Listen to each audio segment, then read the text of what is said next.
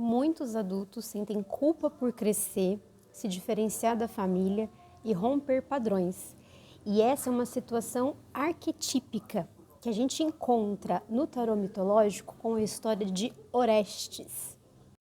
Orestes é príncipe de Argos e ele descobre que uma terrível maldição foi transferida para ele na forma de uma terrível escolha que ele deveria fazer. E aí aqui, logo no início da jornada, a gente percebe que ele precisa fazer uma escolha entre a sua mãe e o seu pai. Sua mãe era Clitemnestra e o pai era Agamenon, que era um militar. Mas Agamenon não era um militar qualquer, ele era um dos comandantes que foi eleito para dirigir o exército grego a Troia pelo mar. Mas com a sua arrogância ele conseguiu ofender a deusa Hécate, que, como vingança, mandou uma terrível tempestade que segurou a frota grega ali no porto, que não conseguiu seguir para Troia.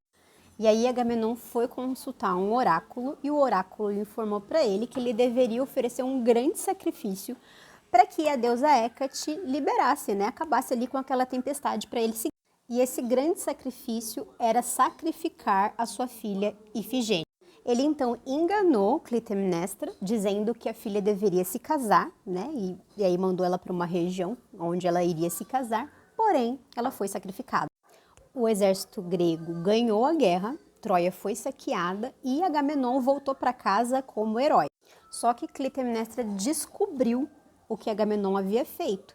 E aí, enquanto ele voltava para casa, ela, junto com o seu amante Egisto, tramou ali o seu assassinato. Então ele chegou em casa e, como se nada tivesse acontecendo, ela conduziu para o banho, aonde ela e o seu amante o assassinaram. E aí a gente vê essa história aqui no tarô, na carta do 3 de espadas, onde Clitemnestra e o amante assassinam Agamenon.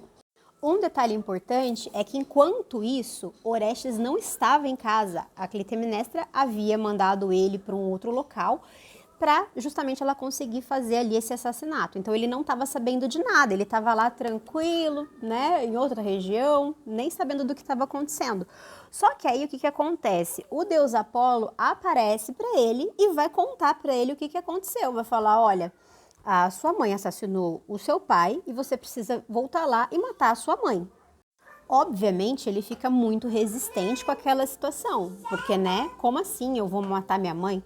Não posso fazer isso, Então ele resiste. Só que Apolo fala que se ele não fizer, ele vai ser castigado, ele vai ser punido e ele precisa fazer. Bom, ele fica com medo, mas ele aceita o destino e aí ele vai voltar para casa para fazer aquilo que ele foi mandado, para assassinar sua mãe. O que acontece? Quando ele está chegando em casa, ninguém reconhece ele, ele está lá disfarçado, para poder cometer ali esse assassinato. Então ele volta ali para casa disfarçado. Só que assim, gente, não é fácil enfrentar essa situação. Ele sabe que ele está entre duas forças muito poderosas.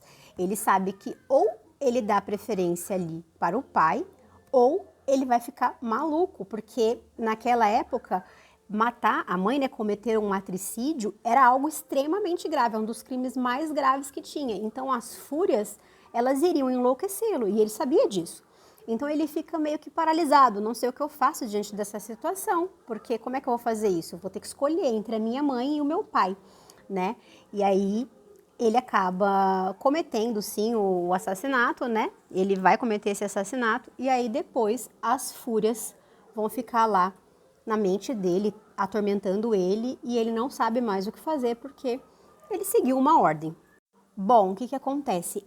Ele vai para um julgamento, então tem um júri que vai julgar ele para entender se ele é ou não culpado, E aí o que acontece? Metade do júri vota a favor de Apolo, de acordo com a atitude que ele teve ali, matou a mãe, votam a favor de Apolo, de Orestes, e a outra metade não, vota contra, vota a favor das fúrias, E aí são 6-6. O que acontece é que o voto decisivo é o voto de Atena, que vai decidir ali por fim a esse sofrimento, de Orestes, porque ela entende que realmente ele cumpriu ali algo que precisava ser cumprido. Então ele é liberado e a maldição é desfeita. E o que isso tem a ver com a situação que eu falei logo no início, de adultos que sentem culpa por crescer, de romper padrão, sabe? Aquela coisa de você se diferenciar da sua família. O que isso tem a ver? Bom, durante o nosso desenvolvimento psicológico, né, quando a gente é ali criança, o que acontece é que a gente é muito ligado à nossa mãe.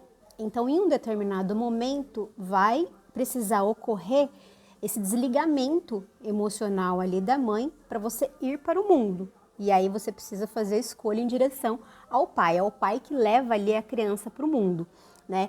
Então, você matar a mãe, né, e escolher o pai significa isso. Você romper com aquele padrão infantil, né?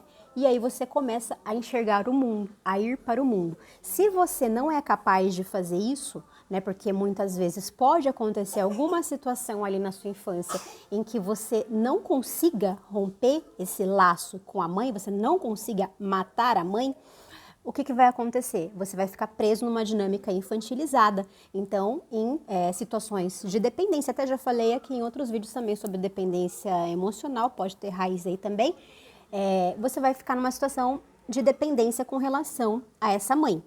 Escolher o pai é ter a capacidade de ir para a vida, de fazer as suas escolhas, de escolher o seu caminho, de romper padrões, sabe assim? Não interessa que na sua família as coisas funcionavam de um jeito X, né? É você acabar com essas maldições familiares.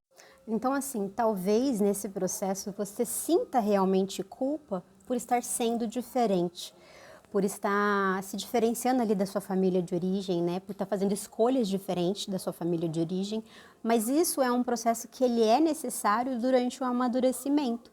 Se você conseguiu fazer aí essa trajetória arquetípica, né, como eu falei, de você matar a mãe, escolher o pai, ir para o mundo, você consegue cumprir esse propósito. Então você vai fazer um novo caminho com as suas escolhas e aí você tem um amadurecimento. Isso é o que a história de Orestes nos traz, né? É um mito grego muito interessante da gente refletir e começar a se perguntar que situações que a gente ainda vivencia e que a gente sente culpa por a gente estar diferente da nossa família. Essa culpa são as eríneas, as fúrias, né? Aquelas que ficam ali perturbando a sua cabeça porque você está escolhendo diferente daquele caminho que era previsto, né? Aquilo que vem da sua origem. E você escolher por Apolo, escolher pelo pai, é escolher pela razão, pela clareza, por ter uma consciência diferenciada. Mas isso não vai te livrar totalmente da culpa, tá? Essa culpa, ela vai acompanhar esse momento que é um momento de individuação, de você se tornar um indivíduo diferente, né? De você crescer e se integrar. Então, a culpa, ela vai existir, isso é natural. E o que fazer, então? Reconhecer a culpa, aceitar que existe essa culpa por estar se diferenciando, aceitar que este é um novo caminho, que você é um novo ser diferente daquele da sua família e seguir em frente, né?